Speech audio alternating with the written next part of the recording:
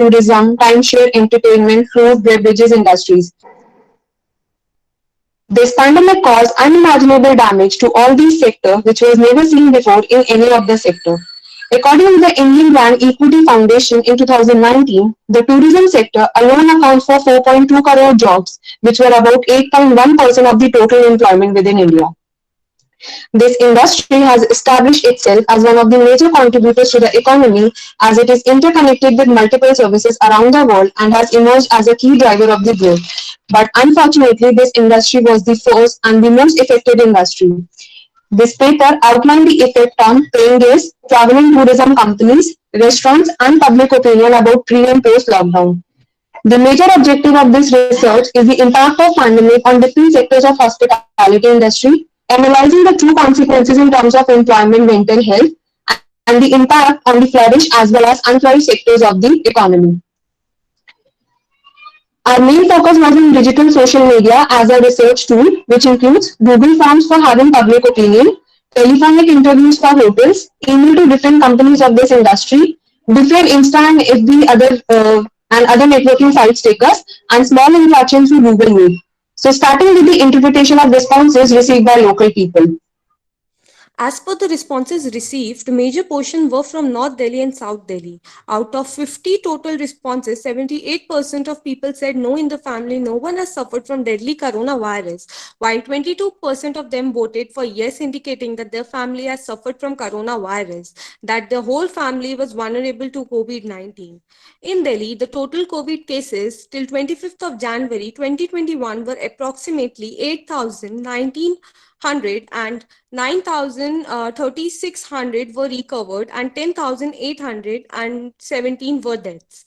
Out of total 50 responses, 56 individuals said yes, that the days of complete lockdown were very difficult for them to bear, while 44% said that it was not difficult for them to bear, indicating more than half percent of the individuals found difficulties. According to the survey, older people were more likely to miss the social activities during the lockdown. Uh, for examples, meeting their friends, families, eating out. Moreover, according to the survey, 52% said they faced losses due to the sudden outbreak of COVID-19, and rest said they did not face any sort of losses. Due to the losses, the anxiety has increased since the outbreak of this pandemic, both in personal life as well as at work. Out of total responses, 46% were from the middle class family. This indicates that the middle class people have suffered most due to this pandemic. 40% of respondents claims that more than one individual from their family are working from home, while 32% voted that none, indicating they have no one in the family who are working from home in these hard times. Though, according to the information, more than half of the respondents across nearly all the sectors are still working from home.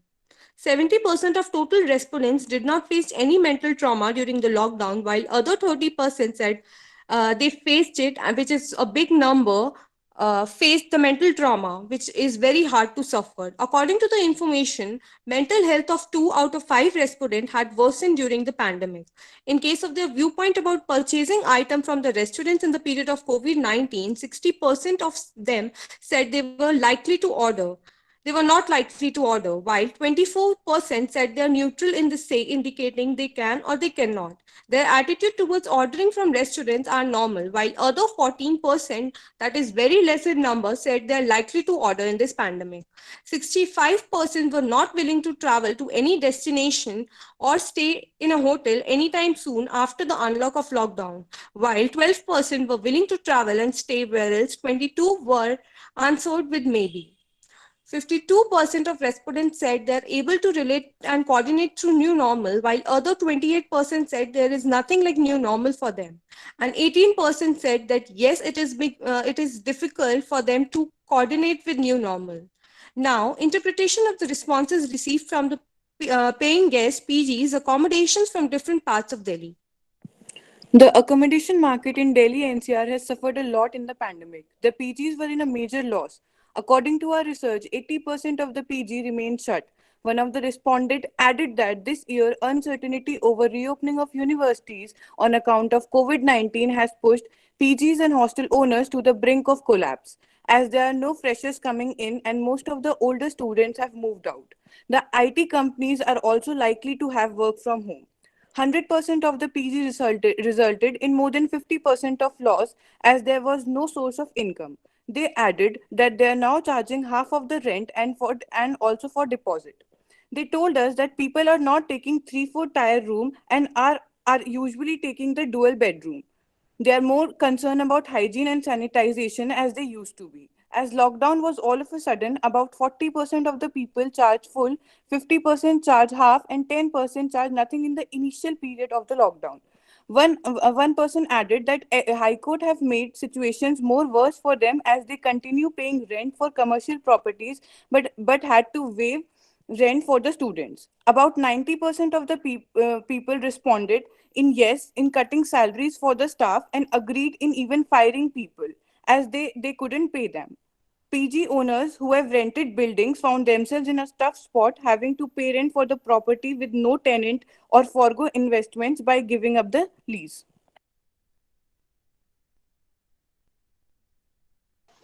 To assess the impact of this pandemic, we surveyed 20 restaurants, 5 each from North, South, East, and West.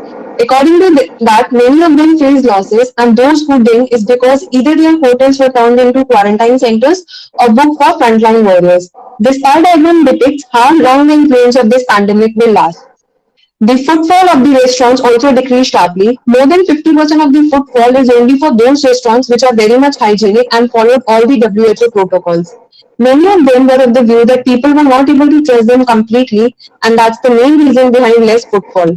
Less income and less footfall resulted in the reduction of the staff salary as owners were not able to afford their salaries. Things are getting normal and back on track as the cure of this pandemic is already in progress, but in October November it was a very tough time for them. Both these map depicts the location from where we have collected our data. The tourism industry has been one of the largest contributors to India's GDP in recent years, increasing from a share of 6.7% in 2017 to 9.2% in 2018. The COVID-19 pandemic has severely impacted the tourism industry across the globe, covering sectors like hospitality, tour operators, travel agents, air, land, and sea transportation industry. India is no exception. Tourism has witnessed a significant decline during 2020. This sector accounts for 7.5% of country's GDP and attracts most of the FDI inflow and indirect tax revenue at the state and central level. Tourism sector has been hit by the COVID-19 very hard, and most of the people aren't able to cope up with the situation till now. From our survey report, we got to know that for 31% of the respondents aren't been able to cope up with the loss suffered during lockdown after the unlock. If we talk about the negative impacts of COVID-19, such as losing their job, loss in business, etc., we got to know that 61.5% agreed that COVID-19 have a negative impact on their business. And if we compare the COVID-19 year with the 2019, which was a normal year, we got to know that 60% respondents have addressed a drop in their earning by 75%. Due to severe loss, in their business, many companies have fired their employees, and 61.5% of respondents agreed that they have fired their some or most of the employees. And if we talk about recovery of initial loss, then 92.3% respondents agreed that they haven't recovered their initial losses still months after the unlock. If we talk about the things that can happen in travel industry after COVID-19 are first is the less luxury travel as people travel more for business purposes to earn money after COVID-19. Uneven growth of travel industry as some of the places are less affected and others are more affected. Travel formalities such as traveling process will become more tougher. Example, few tests would become necessary to enter a certain country. Travel insurance for preventive purposes so that there would be an backup for future. At the end, I would like to say that the revival of this industry should be a prime concern of Government of India. These are the blueprints of social media we use for Sorry our to research. interrupt in between, but your time's up. So Yeah, please just conclude the a second. presentation as possible. Yeah, and we are concluding. These are the interactions through Google Meets, emails, and stickers used from different platforms like Facebook and Instagram. Thank you.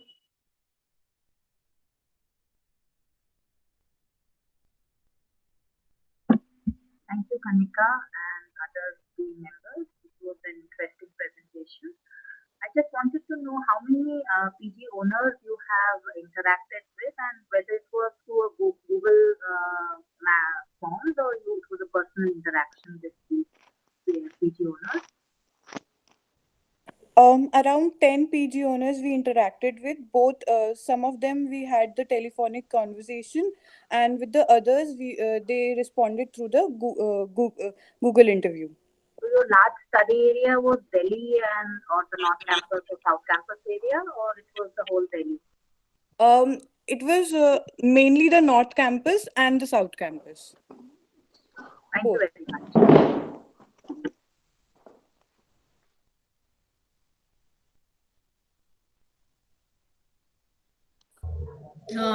Questions, but a nice presentation.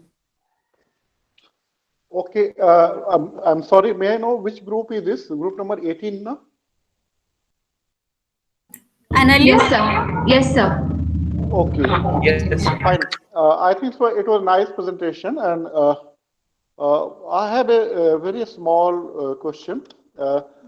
How did you identify class, social class? You divided the respondent into three classes, sir. upper, middle, and lower. What was the criteria that you used to identify these classes? So in the form we mentioned like middle class above 2 lakhs, below 2 lakhs and between 2 lakhs, and the high class were between more than 2 lakhs. Is this per month or annual? So annually. But 2 lakh is too less for So more than people, 2 lakhs, more than 2 lakhs. and for high rich class. So for high class, it's more than 2 lakhs. I think you, I mean, in a place like Delhi, Yes, sir. where 2 lakhs, when you say 2 lakhs, so per month it will come to around 20,000. I mean, it is, I mean, it's not a high class or even middle class. So anyway, thank you very much. It was a nice presentation. Thank you, sir. Some Government of India guidelines should have been followed with regard to this, as per the criteria. Yeah. High and low. And there are also academic, there are many papers which are on class formation in India, and various criteria are being used to identify social class. Anyway, I think it is such a wonderful presentation and such a good topic you all have worked on. Thank you, sir. And sorry for that. We'll take care, we'll manage. Thank you. Thank you, sir. Thank you, ma'am. So I'm going to call the next team number 19. Their topic is use of social media as research tool in geography, shifting paradigms and emerging issues. The team members are Ritik Bandopadhyay, Archita Mazumdar, Saurav Karji, and Bhavna Pukan. I think I pronounced right. I don't know. Good afternoon, ma'am. Should we start? Yes.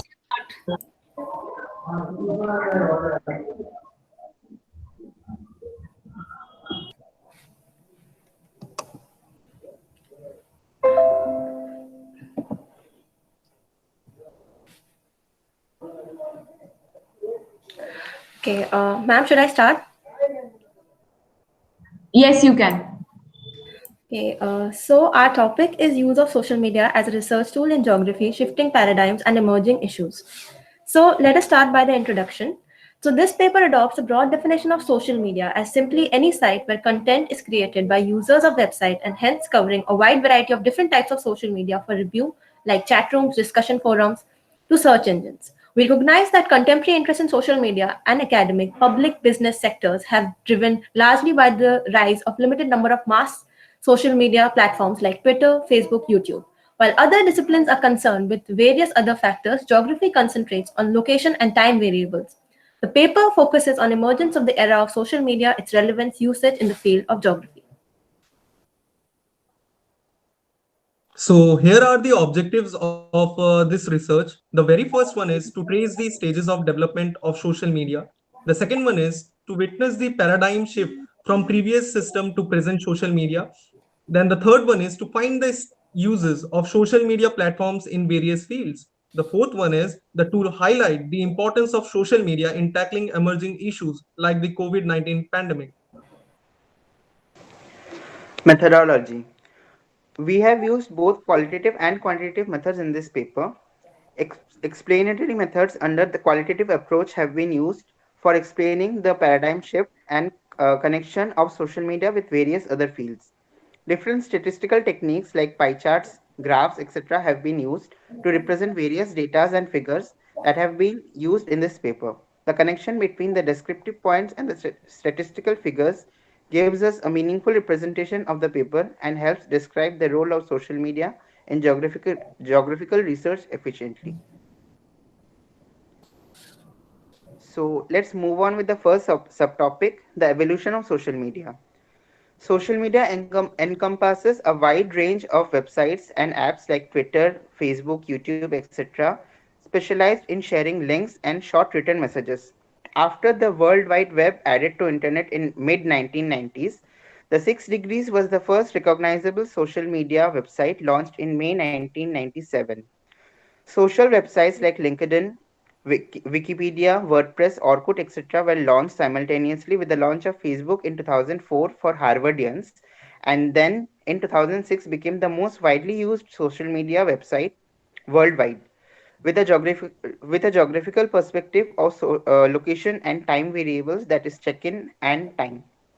WhatsApp and Instagram were launched in 2010, along with other popular websites like Reddit, Yahoo 360, Google Feed, etc.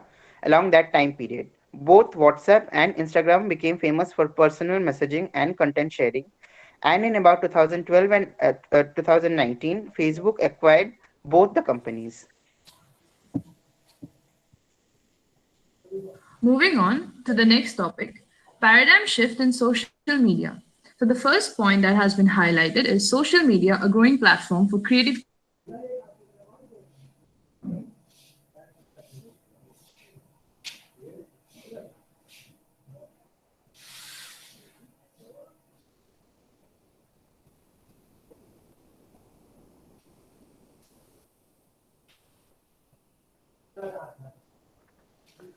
I think she had lost the connection, Ivan. Yeah. Maybe some other team members can make the presentation. Other team member can present, yeah. So I'll do it. Okay. Social media encompasses a large youth population. So we all know that today's youth or the present day youth is always on different, and everybody has a particular social media account or something. So, and social media, a stage for individuals to broadcast and promote their skills. So during this lockdown, many of the people have learned many new things through YouTube classes or training, which have been happening online, or whether it be classes or webinars and seminars. Social media also puts a great pressure on the political administrative bodies. We all know that when we have to voice an appeal, or there's something, there's like the issue happening at the moment, and about that farmer protest, like if it's something political or administrative and we have to give our opinions, so we use social media as a medium, work as the lost and found column of digital world. Now the uses of social media in the various fields of geography. Healthcare Distribution Management Association. It pulls the data feed from GPS devices, environmental sensors, social media platforms. It also includes disciplines like sociology, public health, and digital humanity. Now, we all know that in the sector of public health, it helps as it helps in the allocation of different vaccines during emergency issues, and it can help tag the hotspot areas so that proper action can be taken, and also helps in analysis as we can compare the results. Now, an example could be an HDMA project that was conducted in China for land use patterns, so that they could see that various terrains in which tough conditions were there and health facilities were provided or not. Now, there are other softwares like Smart Dashboard, which have also been used to track the spread of Ebola. Now, the next is environmental field. In the environmental field, social media plays a very important role, as social media is now a medium through which people of the world connect, and environmental awareness is spreading, can be spread through social media. We can take the example of Australian bushfires that were there in the beginning of the year, and the news spread through the help of social media, which helped other people connect with the people in Australia and help them aid. Now, migration. Twitter has been an important social media website, and it also has a feature of location and date, which was there earlier. And in 2015, it was made an optional one to switch off the location factor and place tag on the post instead. Tag the place on the post instead. So it helps in the study of migration in that way. And spatial planning and design, it talks about the geodesign and plan. It talks about geodesign, which is basically emphasizing on the knowledge about local territorial context to inform design and decision making. Now, OpenStreetMap may be considered the best example of the GI crowd, and the social media geographic information can be defined as any piece of or collection of media data from information with explicit or implicit geographic references collected through social networking, web or mobile applications. These could include text, videos, and etc. For a planning analysis perspective, the coupling of these methods in an integrated GIS application would be an advantage for planning. Now, coming on to the research that can be conducted through social media, first we'll talk about the sampling and handling of large data. Sampling through social networking sites are tough job, as although it's publicly viewable, the number of people known to one with complete sets of data are very few. Now, MySpace offers a complete membership list from where various random samples could be taken or acquired for different universities. Mental health surveys. We all know that mental health has been an important issue in the present day. Every 1 out of 10 people face depression problems or something. So NGOs are using social media as a medium to... Excuse me, your 8 minutes are up. Please conclude in the next 2 minutes, please. Okay. Awareness, yeah.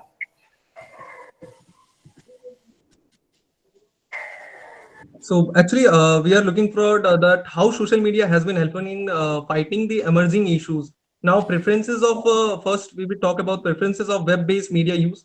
As we have seen that, for instance, that Israel built an infographic about suspected and the confirmed COVID-19 cases in 2020. So it has given. We can see also there that in the screen that that how much the data has been used by the people of the world, that mostly there are few apps and given there that is in the third position is YouTube, Instagram, Twitter, and the first one is the Gab and second one is the Reddit. So we can see that how many searches are being there and search being there.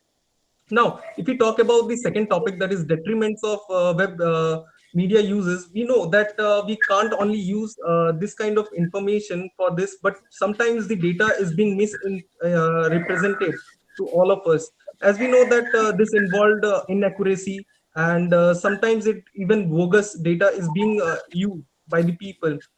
Right now, in the third topic, we can talk about the infodemic and disinformation. That in end of the April 2020, there was a publication site is there, that is PubMed. 8,000 papers has been published over the topic, that is coronavirus. So we know that not everything that is being written is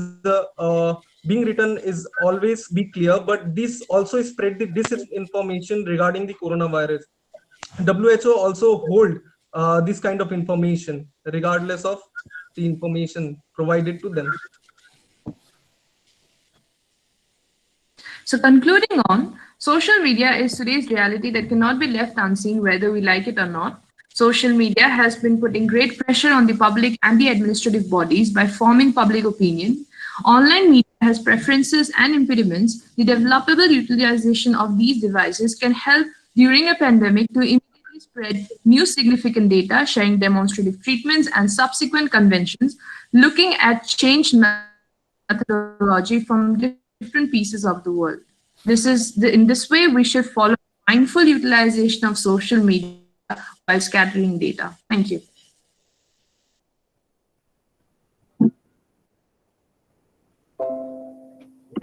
Thank you, Bhavna, and Dr. Puneet, who has given a good presentation. The presentation was largely very subjective in your topic of presentation. What kind of qualitative data you have used when you're talking in your methodology, that you have used some qualitative and quantitative data? What kind of qualitative data you have acquired to do your work?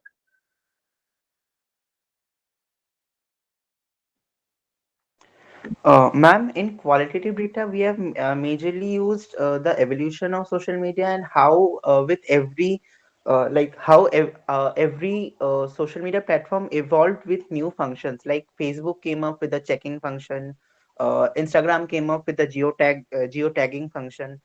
These things, and then how this impacted the paradigm shift of from physical and telephonic communication to communication through social media. Have you done some kind of questionnaire or some kind of respondents you have taken to do your work? No, ma'am, we have majorly used secondary data. Okay. Thank you very much.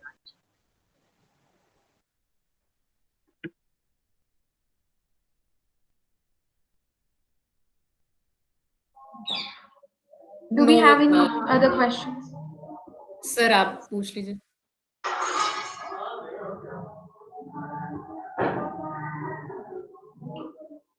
Sir, you're not audible.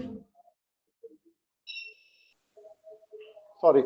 Social media is also driven by market forces.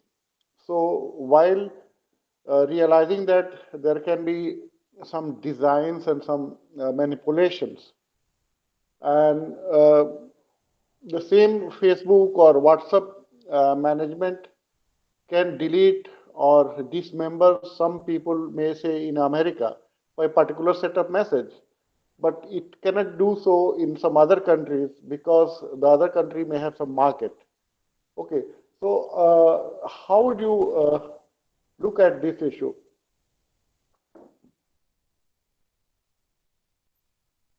Sir, as far as the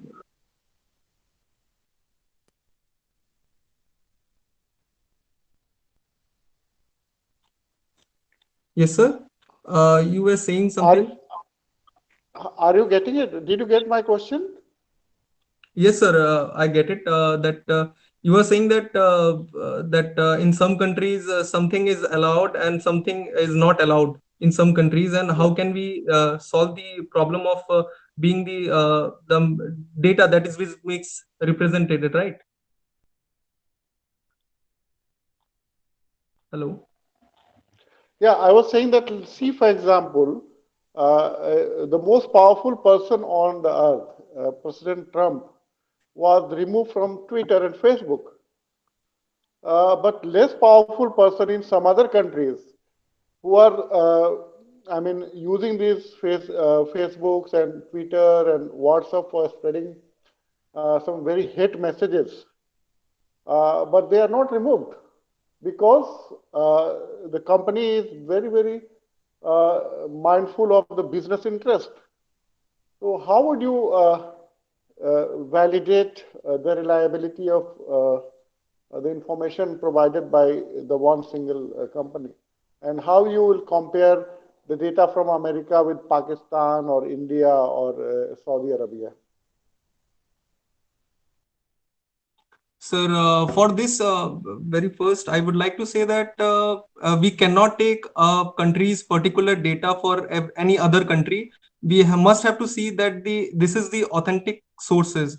First of all, like only the governmental sites have to be visited, which are being provided authentic site. Like if we take an example of India, India provides us the census, so we can't take any other kind of information or the census of others countries for measuring the problems that are associated with our country. So we have to also take our authentic sources such as Indian census.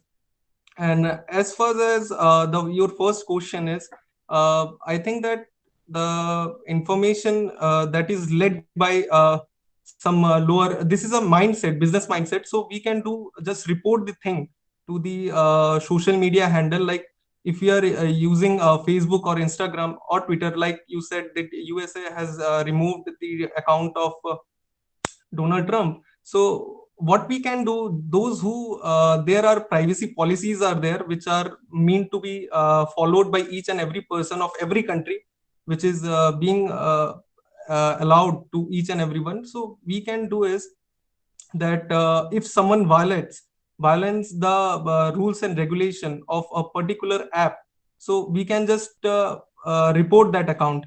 The more we report, the more the social media handle or the owner or CEO get to know about it, and he will definitely remove it as soon as possible if he found something guilty in that. I think that's a very valid idea. Thank you so much. Thank you, sir. Thank you, sir. Thank you, sir. Thank you, team. So I'm going to call the next team, and their topic is social media.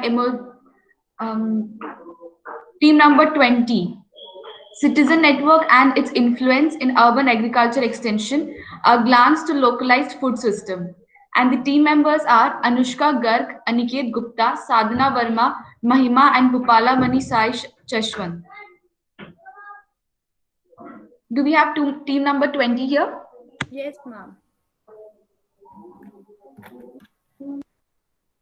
Ma'am, can I start my presentation? Yes, you can. Okay.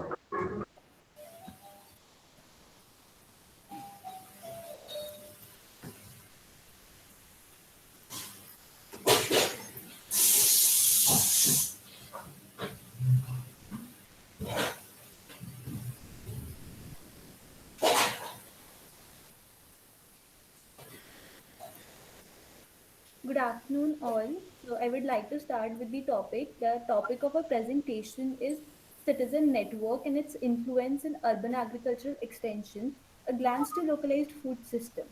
So the pressure of urbanization in terms of requirement of food with the emphasis on quality, quantity, and cost is posing an interest among urban dwellers to grow their own food, where communication, dialogue, and common interest is facilitated through social media. So the basic framework of our research is based on the guiding philosophy of communication for social change by Paul Ferrer. So like how people using online tools communicate and bring about a change in the society. In this context, we set our aim as to analyze the role of social media in urban agriculture and its outcomes across sample communities. The objective for our research is to assess the role of social groups in localized food systems, whether they contribute or not, to how far the communication among the actors is efficient, and what are the limits and challenges these people face. The study sample of our research includes Bangalore, Pune, Jaipur, and Thiruvalur, which is around 48 kilometers from Chennai. We primarily obtained our information using the two Google Forms and through some of the telephonic surveys. These are the point locations of groups we studied for our research. So there's an interesting fact here. Despite their location in different parts of India, the social media has helped them conjoin and create a coherence among these people. So they are not restricted under a boundary but have external relationships with each other. For example, there was a workshop conducted in Jaipur, Priya Research, which where people from not only Jaipur but another cities like Pune, Kota, Mumbai were came together and discussed about terrace farming. Moving on to content analysis, which we did through participatory evaluation, in which we personally participated in the community dialogue and took a look into what kind of social media platforms different people use, in which Facebook and Instagram topped the chart. We also analyzed who are the key actors in urban food growing practices. And while doing gender equity and age group participation thing, we found out that female domination was more in such kind of activities. If we see the age group in that also, the youngers, the age group below 30 were more active in this activity. In that also, female domination was there. We could also classify the gardens into informal and registered, for which we found a few registered societies like Kitchen Garden Trust, and many were informal societies or groups.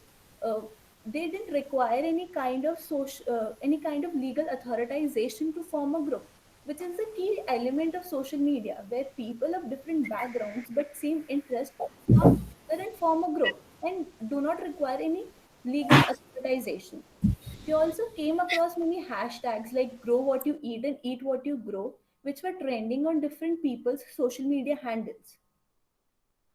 When asked, people ranked legumes, tomatoes, and salad leaves as their top priorities in the crops they usually grow on terrace. Reason being that these crops were less time consuming in comparison to other crops.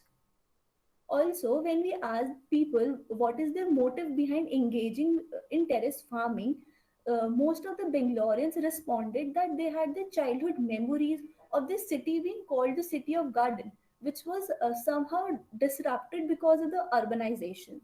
While the respondents of Jaipur, Pune, and Chennai mainly intended to obtain the direct benefits from such kind of activities. If we categorize these motivations, we found out that connection with nature was one of the prime motive for the people, while business purposes stood secondary. This table basically talks about how different people use their different social media handles for different purposes. We looked into people's social media handles and obtained and analyzed that how that information dissemination and information seeking was one of the important activity that people used to do on their Instagram or Facebook handles, and sharing of personal experience was one of the main things. In regard to the role of social media in localized food system, we saw that there are three basic parameters. First being resource and input. To this we this is what like how social media is compatible in providing resources to terrace farmers, to which we found out that all the people, most of the people in fact, were connected to each other through some kind of online workshops or something uh, where the provision of resource distribution was held. Second is the arrangement for market, where we found out that these groups were a part of bigger Facebook groups who occasionally organized for vegetable hearts. In this way, they arranged for their produce to be distributed among people. The study also infers that the network of relationship is very important aspect in localized food system. To this, we found out that most of the people were connected through each other through some kind of social media platform. For example, there is an existing WhatsApp group of Jaipur naming Joy of Urban Farming, which provides a platform for practitioners, non-practitioners, institutions, and other people to come together and discuss their problems and their achievements. In order to assess how communication in uh, collective effort facilitates the social change or brings about a social change, and how a social group brings a change, we did composite indicator analysis, in which we decided upon some parameters and studied these three groups which started around the same time. On the basis of this analysis, we found a star or a radar diagram in which we saw that the group, that is Prakrit Krishi Tranth, which is close to the core, was not much active in terms of participation and information dissemination, while the Living Greens group was flourishing in all the aspects and was collectively involved in socially changing its environment. Moving on to what were the problems, since everything is not very hay and there are limits and challenges to everything. So, to analyze the importance of problems perceived by the farmers and key informants, we used the methodology of rank based quotient analysis. In this, the farmers and key informants stated their problems and ranked them. On that basis, we categorized some of the problems, we calculated the RBQ value, and then ranked and gave an overall rank to each of the problem. to which we found out that all these problems were somehow correlated to the three parameters as stated earlier related to the localized food system.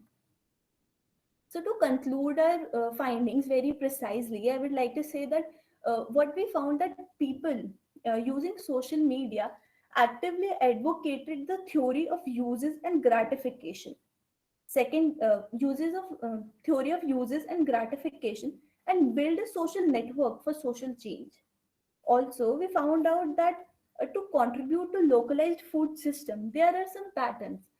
Like I stated about earlier about the group joy of urban farming. So groups like these provide a platform and create either one-to-one or one-to-many or such kind of networks among the people for localized food system.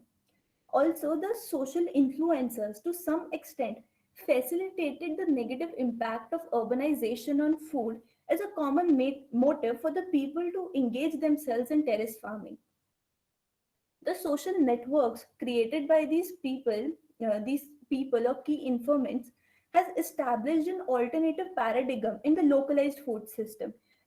Now, people are not that dependent on the vegetable shops or the vendors, but they are organically producing themselves. So, it has established an alternative paradigm in the society.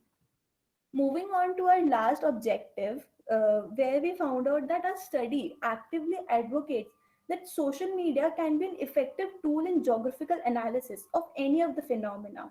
We took urban farming practices and related food systems analysis, which was done through social media. The data was collected through social media. The social media contents were analyzed for a content analysis, and we approached the people through social media. So in this way, I would like to conclude by saying that that social media is an effective tool and a new kind of tool for analysis related to geography and other aspects. Thank you. Thank you, Anushka. It was a very refreshing and a different topic of discussion. Just one small query. Were you discussing about the household level interaction of people, or it was a residential society was getting involved, or it was just general farmers who were doing some kind of terrace farming? So, what was your basic classification of respondents?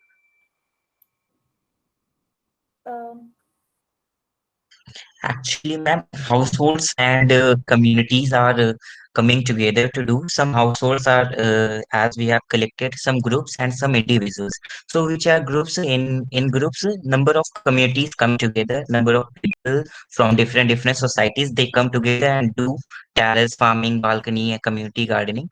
And on the other hand, individuals do at their own individual level.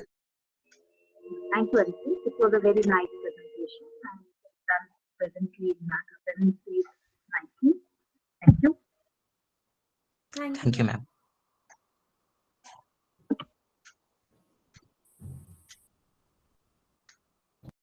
Thank you, Anushka. It's a good presentation. However, just one query. How do you define urban farm communities? Ma'am, there is no particular definition related to urban farm communities. Like, But you have used this phrase, I mean, this word you have used, na? This yes, construct you used. Actually, ma'am, it is these are growing groups or communities in faster growing cities like Bangalore, Pune, those who involve themselves in doing terrace farming. These are Okay. urban farm communities. So this is your operational definition. Yeah, ma'am. Actually, after collecting data and analyzing it, we came to know that these are some communities which are growing and doing work on this topic. But operational definition तो पहले होनी चाहिए ना? Not after collecting and analyzing the data. Okay. Yes, You have defined it. Thank you. thank you so much, ma'am. Look, Indian cities where water is a major constraint. So, what do you think? To what extent this will become a very popular technique, this urban farming, and is it viable for communities who are urban poor? Because they don't have one thing, a space, and the second, they lack water supply. So given these two constraints, what do you think? How can we, if we intend to popularize it among all sections of the society, urban society, what should be done? The main purpose of urban farming is to produce with food within a city, so that we can use the resources available within the cities, so that the people who are getting the poor quality of food can be increased. Like there are some deprived sector in the cities who are not getting food because if the food can what the food we using are imported from villages and distant location, that also include the transportation cost to reduce the transportation cost and increase the quality of food that we are consuming. We can grow the food in the community within itself, so that it will reduce the amount or price of food also, so that the deprived communities are also getting food. No, it's And all so right. one more point. So one more point is that less amount of water and space is required for terrace farming because there are pots and compost available, which people used to sell and farm. So only less amount of water is required for this. And is it, are you talking about vegetables or medicinal plants, or are you also talking about some food grain like wheat, rice, and something like that? So especially mainly vegetable plants. Mainly vegetable plants. Yeah. All right. Thank you. Thank you. Thank you so much. Thank you, team. So we are moving ahead. I'm going to call team number 21. Their topic is social media emerging research tool for crime investigation analysis. The team members are Ananya Sharma, Akansha Jia, Priyadarshini Rabha, and Tejas Kapoor.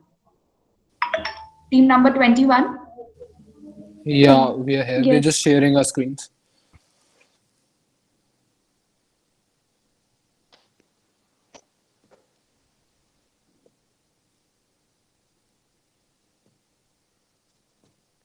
Is the screen visible? No. Yeah, now it's visible. Okay, ma'am. Thank you, ma'am.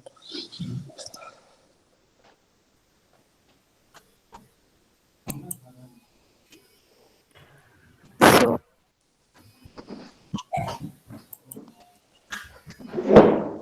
Shall we start? Hello. Hello. Shall we start, ma'am? Yes, you can. All right. So a very good afternoon to one and all. Our topic for the day is social media, an emerging research tool for crime investigation and analysis.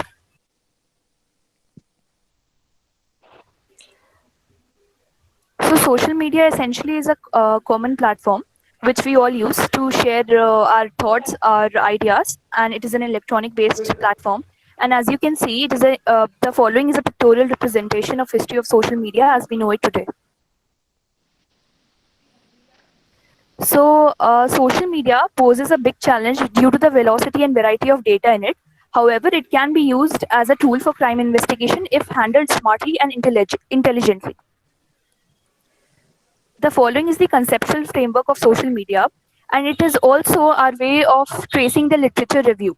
However, we'll not be going into the details of it due to time constraints, but the main point here is geography being a geospatial science will help in identifying cybercrime hotspots, what exists today and what will exist in the future.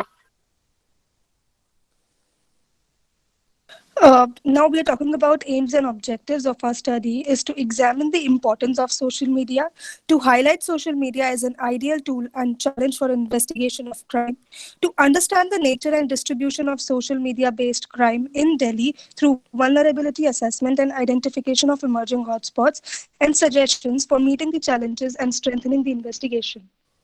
Moving on, if we look into our research methodology, collection of data, both primary and secondary. Primary data is collected with the help of questionnaire, where we have 259 responses, then interviews and interaction. Secondary data has been collected with the help of books and census, journals, newspaper articles, and some authenticated websites.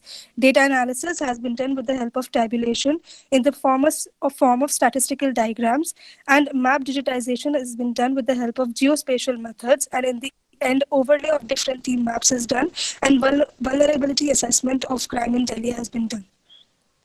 Moving on, this is the question paper we circulated in the ordinary people, and you can have the look for the questions we put in.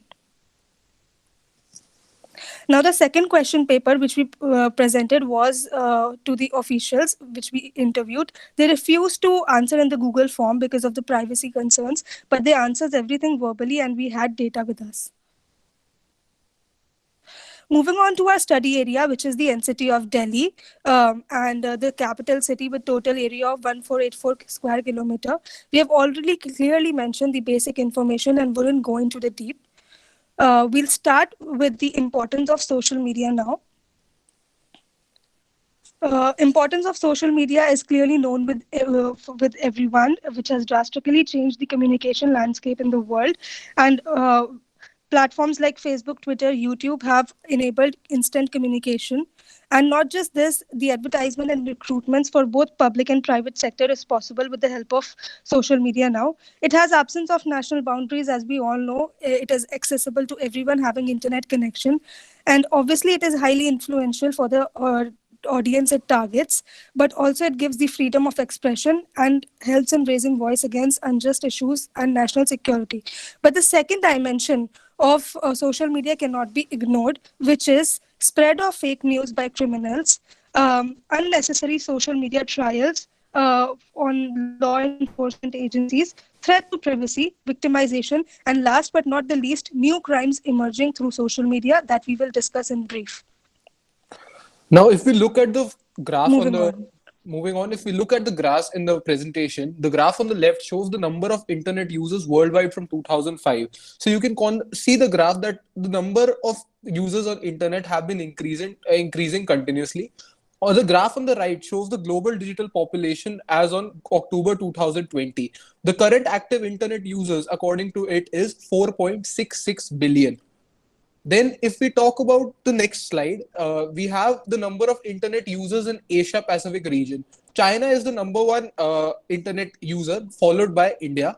And if we talk about the number of internet users in India, we can see that the graph is constantly increasing since 2020. This particular graph also gives us the projection of how it would be in year 2025, seeing the current rate of growth of number of internet users continue. If we see the next graph, it shows the share of internet users worldwide getting impacted by social media in certain areas. These areas include freedom of expression, polarization in politics, censorship, accountability in government, and so on. There are a multitude of issues here. Now, the next slide here shows the digital population of India in accordance to January 2020. It compares it back to the world in 2020. It also talks about the social media overview of India, as well as device ownership in India. All the data is of January 2020. Now, challenges of social media. As we all know, social media also has its own issues and own challenges. So the first major challenge that we have is that we are not equipped to handle the cybercrime due to lack of resources. Then second, there is no major cybercrime act in the country except the IT Act of 2000 and its subsequent amendments in the year 2001 and 2010. These acts only define what cybercrime is, but they haven't provided any constructive measures how to combat it. Then there are several challenges that are leading to continuous struggles like data tapping by police and other agencies like NIA and CBI, leading to questions over the right to privacy, which was made a fundamental right by Supreme Court in its recent ruling in in year 2017. Then we have detection of crime, which is monopolized by law enforcement agencies and somehow not free from biasness. According to some conspiracy theorists, they claim that this is something that police might use to propagate their own propaganda. Then training citizens about social media sensitization regarding what to post and what not to. This is very important, and social media maturity should be emphasized. This is because it has been observed several times that any post posted by a random person might incite a response by a particular community or by a particular person, which shouldn't have been the case. So therefore, people must be given some idea of how they should represent themselves on social media. Then, existing methods to monitor crime have several limitations in terms of spatial pattern as well as temporal monitoring due to lack of available data sources and effectiveness and monitoring of reporting tools. Therefore, we must ensure that there is new state-of-the-art techniques to monitor and generate the innovative and cost-effective strategies to monitor and identify high crime areas. Then, to combat the crime, the government agency should not only consider the current location of crime hotspot, but should also look upon the possible future locations of crime spots. So for this, geographic prediction could be useful to predict these events so that appropriate resources may be deployed accordingly and targeted interventions can be developed. With this, we complete our second section of our research. Over to Akanksha. So the following is an attempt, is an diagrammatic attempt to explain to you what our primary research was all about.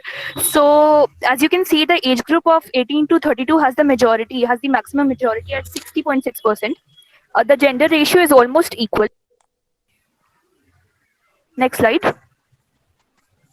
Majorly respondents consisted of students, and the entire Delhi was covered in the survey. As you can see, each and every part of Delhi is covered. And also, a majority of respondents said that they do not feel insecure in their localities. And the possible reason for insecurity is attributed to criminal activities, which also includes cybercrime. Over to you, Tejas, now. Now, next, we asked about police timely response during an emergency. Almost 51% of the people feel that police does not respond on time, whereas 49% feel that yes, they do. If we talk about the right actions taken by police after the reporting of crime, 56.8% of people of the respondents said that they do not agree with the police actions, whereas 43.2% said that the police took right actions. Now, if we talk further about awareness about social media, 90.7% of the respondents said that they are aware about social media and they use social media. Then we talked about, then we understood what was the most preferred social media platform. So WhatsApp was the most preferred social media platform, which is used by around 154 of our respondents, followed by Instagram and then other subsequent social media sites. Then, if we talk about respondents' opinion about role of social media in increasing the nature of crimes, 78% of the respondents said yes, that social media plays a role in increasing the nature of crimes, but at the same time, only 39.4% of the respondents faced issues like threat or any other harassment or bullying on social media. The role of social media in increasing the nature of crimes, 79.9% of the respondents said yes. But at the same time, 70.7% of the respondents also said that social media plays a role in crime detection and reporting. So we can see that the role of social media is at the both ends. Because at one end, we see that people are saying that social media increase in social media is increasing the crime rate, but at the second time we are also hearing that increase in social media also sorry to interrupt in between, but your time's up, so please conclude the presentation as soon as possible. All right. Then we have social media as a tool for crime research and analysis, where 82.2% of the respondents have said that yes, it's a nice tool. And when we talked about awareness regarding safety, online safety by the police, 64.5% of the people were not aware. Moving on to our next objective, nature and distribution of social media crime, we can clearly see through this flowchart that there are a number of cyber crimes, but social media crimes tops the list. Moving on, if we look into the next slide, there are four major platforms: Facebook, Instagram, Twitter, and LinkedIn, which top the social media crimes occurrences. And there we have mentioned major social media crimes that have been taking place. For example, online threats, stalking, cyberbullying, hacking, fraud, and etc. Moving on, if we look into the next chart, we have through our primary and secondary resources, we have tried to analyze what are the motives behind social media crimes, and we categorize them into the four categories. As you can clearly see: personal harm, national insurgency, financial irregularities, and others.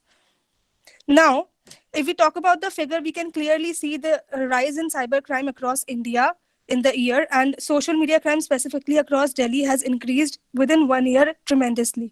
Now, this collage that we have created clearly shows that how social media has positive aspect in demanding justice, but also is a platform where a lot of social media crimes takes place. For example, bank frauds and sexual assault. Now, moving on to our maps, we can clearly see that we have in the first hand map created by ArcGIS, which shows traditional crimes where we have taken major categories into consideration as suggested by our officials. And we can see that areas having comparatively less literacy rate according to the census have higher crimes. For example, Northeast. Theft is prevalent in almost every district in huge number. Reason being, earlier because of less equipped agencies of cybercrime theft was also reported by Delhi police in category of traditional theft. But now scenario has completely changed. Crimes like kidnapping, burglary are more in areas of high income like South, West Delhi, South Delhi, etc. Moving on to the next map where emerging hotspot of social media crime are marked. There are different shades of green show variation in income groups. Darker shows higher and lighter shows lower. The number in the back shows literacy rate, and we can clearly see there is a direct relation between both. Now we see the red spots indicate hotspots through secondary data, and yellow indicates hotspot from primary data. The overlay of different themes of maps have been done, and we can clearly see emerging hotspots where in the first map traditional crimes were taking place. The concentration on periphery is less because of border. Here low connectivity and income is low as compared to urban areas. Also, Central and New Delhi shows dominance of yellow points that indicate people do not clearly and entirely report crimes that they face on social media. And here, with this map, we have tried to overcome the challenge that we mentioned of identifying the hotspot of crime through our assessment. Now, suggestions. Suggestions call for number one, more research in these fields so that we can develop more ideal and usable models. Then it is possible to identify emerging crime hotspots using social media like we did. However, there are many social media monitoring companies that already provide online data for law enforcement to use these for their surveillance. Then there is a strong need to develop models that help in data analysis. Then security and technology firms have developed several applications for unearthing correlations and pursuing preemptive interventions. A very good example for this is of Hitachi, which have developed tools that pool the social media activity with other data to identify clusters of online speech that may reveal issues like neighborhood tensions and potential for violence, giving police a heads up before the actual part takes place.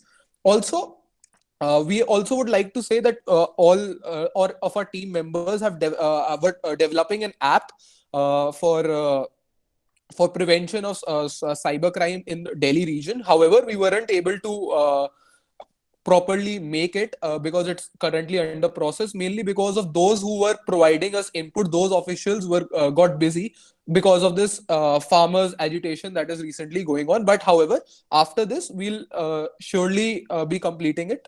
And lastly, criminals are becoming smarter, so we have to become smarter and better equipped to fight cybercrime. Lastly, the limitation of the study, we lack secondary temporal data available. Just to remind you again, please conclude. Yeah, we got it. Lack of secondary temporal data available readily resulted in lack of temporal synthesis of its study. And due to constraint, as we mentioned, we couldn't present our mobile application on which we have planned to work further. Now, Tejas will just conclude it. The conclusion is number one, social media is new dimension criminal activities. It needs to be understood and studied in detail, as well as traditional crimes which are now being committed on social media, and also traditional crimes which are now being assisted by social media as well. It is observed with respect to Delhi as well as in other parts of the world that there's a positive relationship between increase in the number of social media users with that of increase in cyber crimes. So this clearly implies that as the population grows, more people enter the world of social media, and more people entering the world means that more people are more prone to cyber crimes. So therefore, this is the positive relationship. Third, there is a need to sensitize people regarding social media and how it is a double-edged sword. It acts as a facilitator or perpetrator of crime on one hand, whereas it is also an instrument to prevent crime as well. We have seen many cases where police were able to sort out their cases because they used the help of Facebook or Twitter or any other social media website. Currently, the number of resources available with the police to handle social media related cases are very less. However, with increase in the number of cases will change in the dynamism of nature of crime. It is expected that police will be given more resources, and more of the resources will be allocated to look into issues of cybercrime. Fifth, social media and internet usage is inevitable. We all are humans and we all will be going to use it in the upcoming years as well as even today. So it has its own impact, good and bad, which need to be checked and studied for the betterment of this world. With this, we would like to conclude. Thank you so much for listening. Thank you, Tejas and Ananya, for a very nice and methodologically correct presentation. It was a good thematic presentation of your work. I think this is something which is very contemporary issue, which most of us in some form faces. So I think it was a good presentation. Thank you very much. Thank you so much, ma'am. Thank you, Akansha and Tejas. Really nice presentation and relevant topic. Did you do any review of literature? Have you come across any literature that is, supporting or, they are highlighting the role of social media in crime investigation? Or have you come across or used any case studies where, these tools, the social media tools, have been of relevance in use?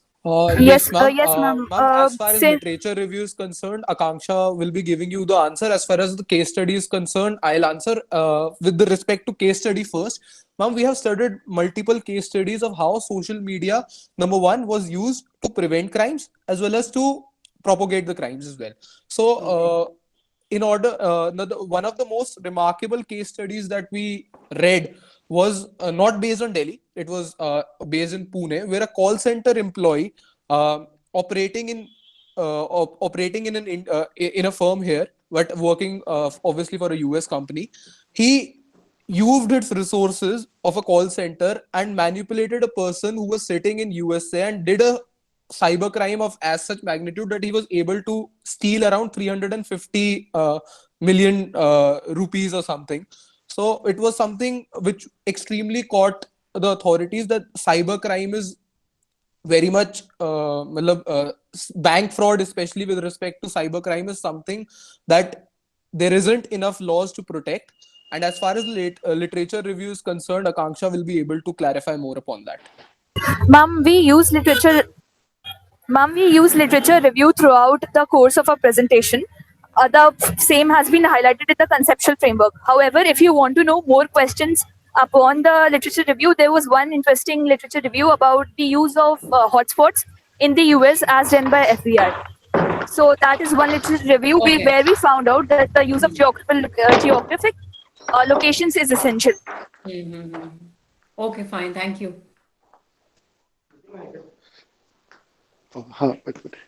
Okay, I have a question. Do you see that in localities which are generally considered posh localities, we have more cybercrime, while in areas which are generally considered poor, these areas experience more of traditional conventional kinds of crime? Yes, sir. Sir, this is what exactly we wanted to show in our presentation. This is because in urban areas, in more areas like so if we show you the map, or if you can see this map, those of the crime, the most of the crimes that we have, for example, if I take example of say the Northwest District, you'll see majority of the dots are located in areas like Shalimar Bagh, Pitampura, Rohini, etc., which are basically urban clusters. There are only a few dots which are located in the outer areas. Majority of the dots of reported incidents of cybercrime are located in urban areas as well. But this is not the case when it comes to traditional crimes. If we talk about traditional crimes, the outskirts, the percentage of crime in outskirts of the Delhi or other areas of Delhi is much higher than that of urban areas. But it is completely opposite in when it comes to social media crimes. For example, even taking example of West Delhi, you can see the dots marked in area where we have Punjabi Bagh, we have Karol Bagh, and those areas which have a significant urban population. Yeah, thank you so much. It was a nice presentation. Thank you so much. Thank you so much, sir.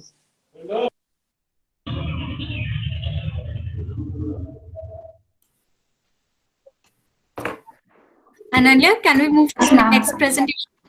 Yes, ma'am. So our next presentation is on the topic Geography through the Digital, the Qualitative and Quantitative. And the team members are Jigyasa Baisla, Maria Pravez, Muskan Dabas, and Sweta Yadav. Team number 22, are you here?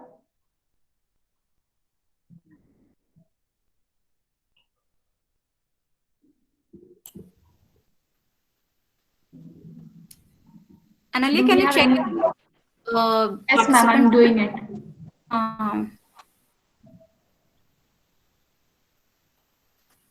It seems they are not here. Yes, ma'am.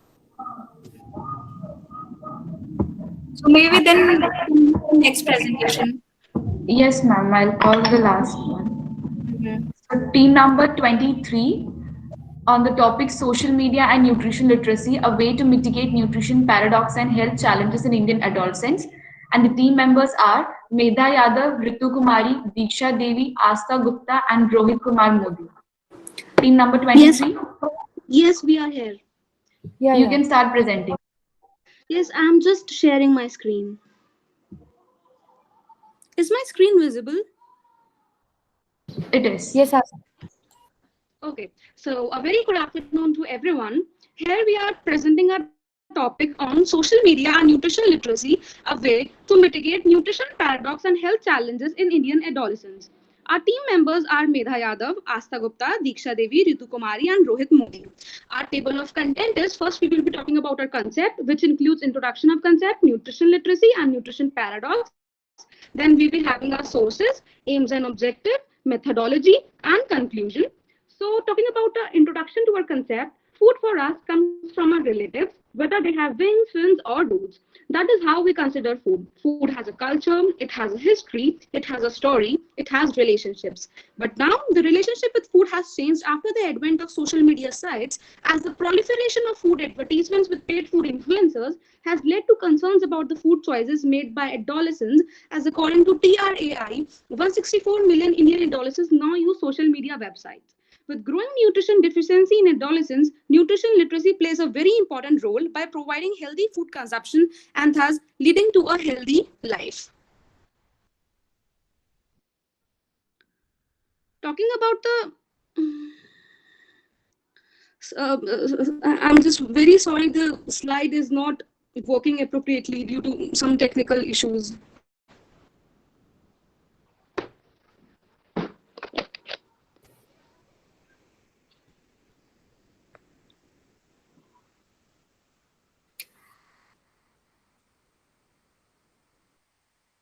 You can reconnect. Maybe that will help you. Just wait a minute, ma'am. Just wait a minute. I'm just very sorry for that.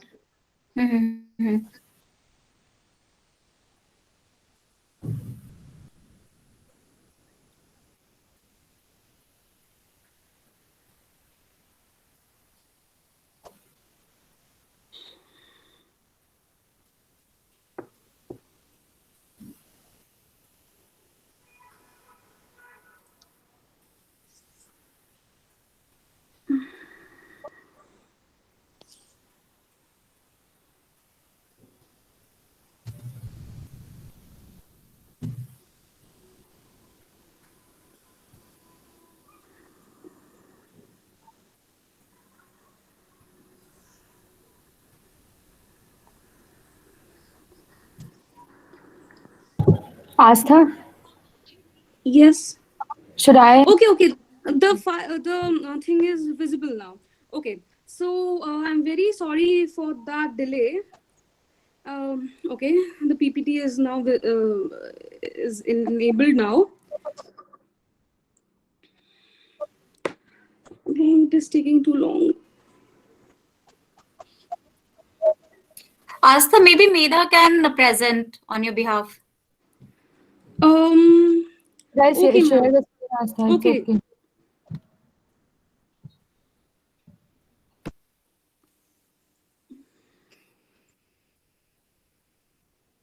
Medha, should I stop presenting it? Yeah, please. Okay, just 1 minute. I'm okay. Okay. So, talking about the nutritional literacy, it is the degree to which the individuals have the capacity to obtain, process, and understand nutrition information and skills needed in order to make appropriate nutrition decision choices and to lead a healthy and a balanced diet.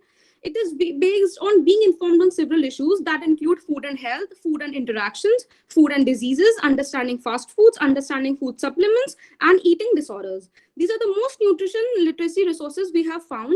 It could be food guide pyramids, patient handouts, etc. Talking about the nutrition paradox, it is the intertwining trends of obesity and undernutrition coexisting in the world with people lacking in basic nutrients despite enough calories intake. Our statement of problem is in India, 20% of children under 5 years of age are wasted, 35% stunted, and 1.6% are overweight. According to National Family Health Service 6 data, stunting has increased in 13 states, wasting in 12, severe wasting in 16 states. Additionally, underweight children has gone up to in 16 states, while the share of overweight children has increased in 20 states. The causes of nutrition paradox, according to Global Nutrition Report 2020, it observes that there is a link between the malnutrition and various types of inequity. It can be based on gender, wealth, education, ethnicity, etc. And additionally, health stereotypes and poor sanitation, inadequate investment in agriculture sector are few more reasons adding on to it. Particularly, we have focused on the urban adolescents, as according to TRAI, access to computer, personal mobile phones, conventional access to internet is more to the urban adolescents as compared to the rural ones. So obviously, social media has more impact on urban adolescents compared to the rural ones. These are the sources. In the primary data, we have included questions through Google Form survey, by telephonic interview conducted by nutritionists, etc. In the secondary data, we have included videos, posts by influencers, various books, sites, etc.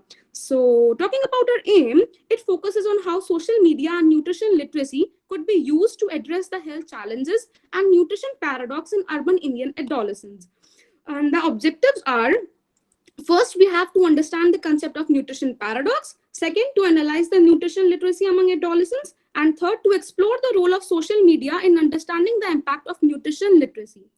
To maintain the authenticity and relevance of our work, we have developed three methodologies over here. The first one is the social media analysis. We have taken Facebook, Instagram, YouTube, and Twitter as our sites. We have done sentimental analysis and word cloud formation.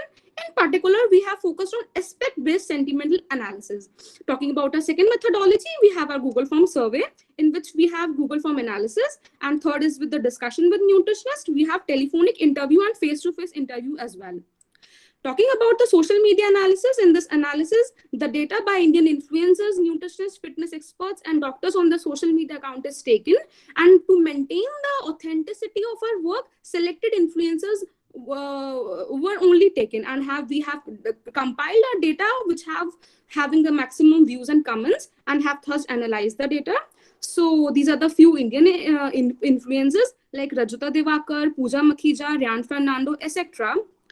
We have particularly focused on these four social media sites, as 96% of teenagers between ages of 13 to 24 use YouTube on a regular basis for an average of 11 hours a week.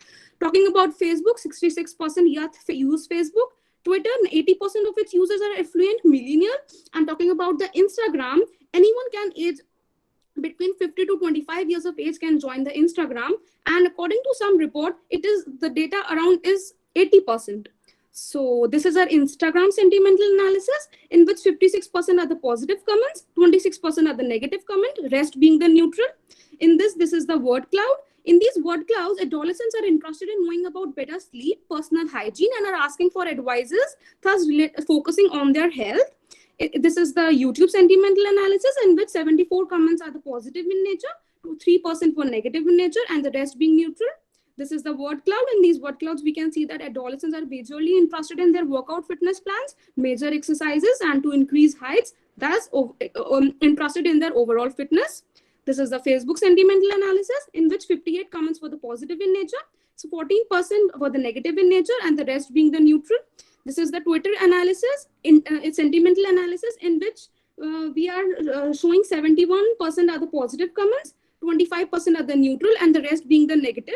This is the word cloud. These two are the influencers who regularly post adolescence related content on the social media accounts. They are namely Pooja Makhija and Rajita Devakar. So this is our combined sentimental analysis, in which 66% of the comments were positive in nature, 23% were the neutral in nature, and the rest being negative. So talking about a second methodology, we have Google Form analysis. Circulation of the Google Form in the adolescents group of the responses was done, and through statistical diagrams and graphs, we have analyzed the responses. And the sample size was 122, and the circulation of forms and done in areas like Delhi NCR, Meerut, Faridabad, UP, Bengal, etc. So these are the graphs, and in which shows that around 72% adolescents said yes when it talks about social media can indeed help to address the nutrition literacy, and around 24% adolescents visit to doctor for regular health checkups. Talking about the consumption of junk food, 84% said they eat junk food on a weekly basis. And talking about the nutrition literacy composition, while buying any product, only 32 respondents said yes.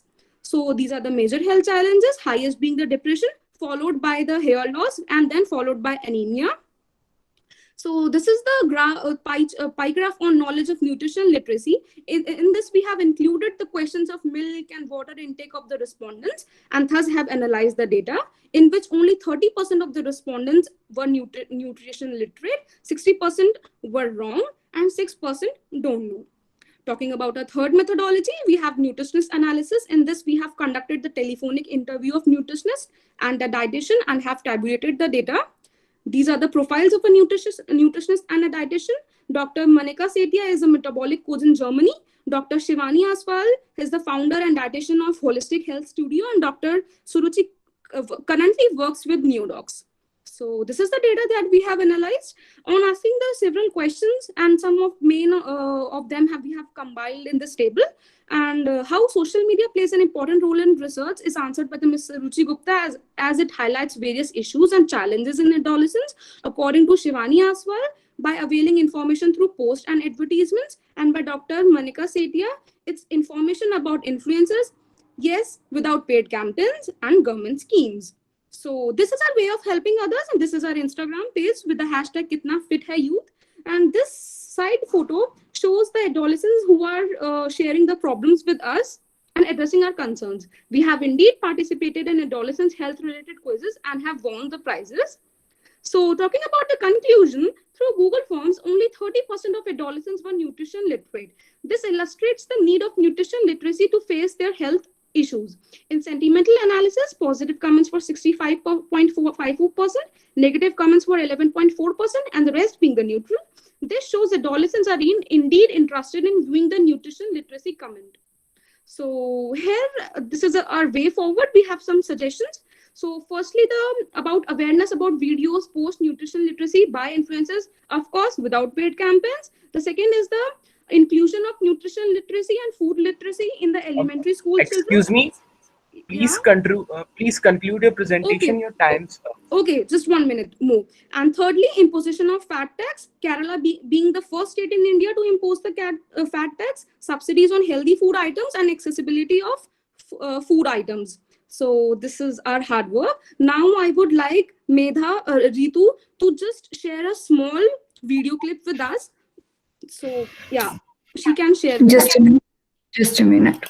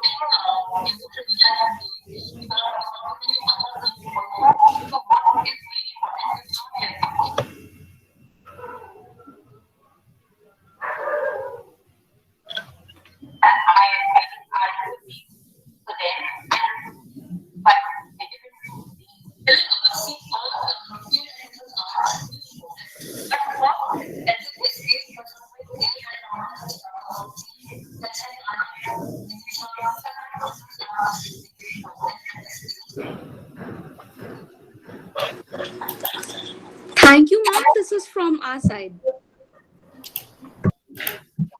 Thank you, ma'am. And ma'am, just very Thank you, sorry ma'am. for that technical glitch. Thank you, Asta, Amita, and Ritu for the very nice presentation. And it was a different topic of discussion, which is a really hot topic of discussion in nowadays world. One issue I felt was neglected was the obesity among the adolescents. Did you study that also? Yes, ma'am. We have included that data. Obesity was increased in about 16 states according to the National Family Health Survey just recently released. And what about your respondents? What was the status among the respondents? Okay, ma'am. Talking about the Google Form survey, we have 122 respondents.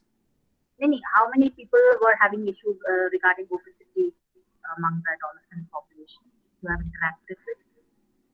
Ma'am, in the Google Form survey, it was around 20%, I guess. Yes, ma'am. Yeah, yes, ma'am. It was 20%. Thank you, Asma. Okay, ma'am. Good presentation. Thank you, ma'am. Interesting topic of discussion also.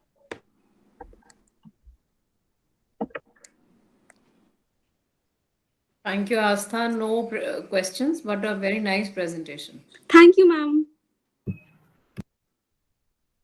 No question from my side also. So congratulations for such a wonderful presentation. Thank you so much. Thank you, sir. Thank you, sir. Ananya, do we have team number 22? No, ma'am, I couldn't find them still in the list. Okay, so it seems that we have come to end of Yes, technical ma'am. session 4. Now Yes, we'll ma'am. break for lunch and we'll reconnect sharply at 3:30 p.m. Excuse me, this was For which team? This valedictory. was team number 22? Team number 23. No, sir. 23, sir. 23. Okay. So we don't have team number 22. No, No, sir. sir. Okay. Thank you very Yeah. much. Thank you so much. Thank you, judges, for giving your so much precious time to us. So please join us at the time of valedictory, and we would like to listen your experience regarding this program, and we are really looking forward to meet you at the time of valedictory. All of you, please, participants, mentors, please join us at 3:30. Thank you, Kavita. Thank you, Dr. Kavita. When should we send our this result? Whenever you can also discuss together also if you want, because we make a group there also, or individually you can share. I think we can share our marks, and then I think you can just moderate it, and then we can discuss. I think that will be yes, that we can do. Yes. Okay, then I will WhatsApp you the marks, Dr. Kavita. Yes, you can WhatsApp or you can call me, whatever way you want. So, you can I WhatsApp the picture of marks. Yes.